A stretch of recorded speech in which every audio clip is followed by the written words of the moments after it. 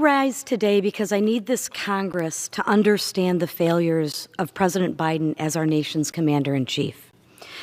This administration was handed the reins to a country that had an economy that was ready to bounce back after pandemic restrictions, a southern border that was more secure than any other point in our nation's history, and a foreign policy that had us respected around the globe. Instead of simply being a caretaker who ran on being a unifying force, and I want to say that again, he ran on being a unifying force. This president chose to play politics of division from day one and began dismantling all of the positive policies of President Trump. In January 2021, the president halted construction of their border wall and overturned countless immigration policies that clearly worked. These policies stopped dangerous caravans from bringing thousands of illegal aliens to our southern border. These policies protected thousands of illegals from the horrors of human trafficking. And these policies kept not only our country's borders safe, but the community of the entire world safe as well. In this president's first year, he chose to spend trillions of American tax dollars on COVID relief.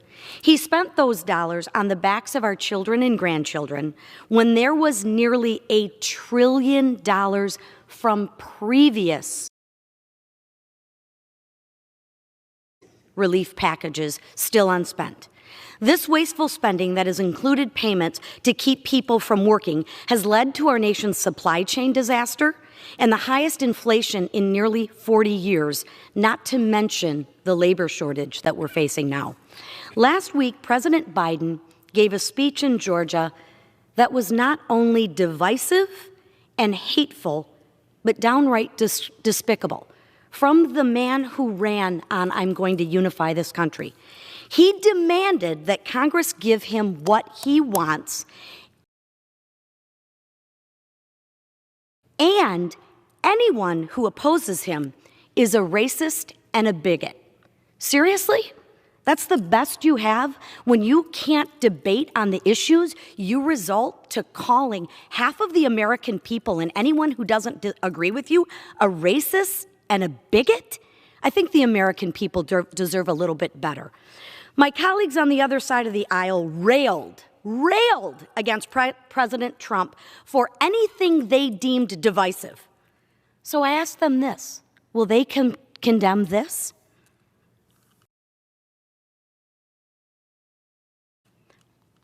Will they condemn their president for calling half of all Americans racist? I doubt it. Madam Speaker, I grew up through the disastrous presidencies of Jimmy Carter. President Carter is often considered the worst president in modern history.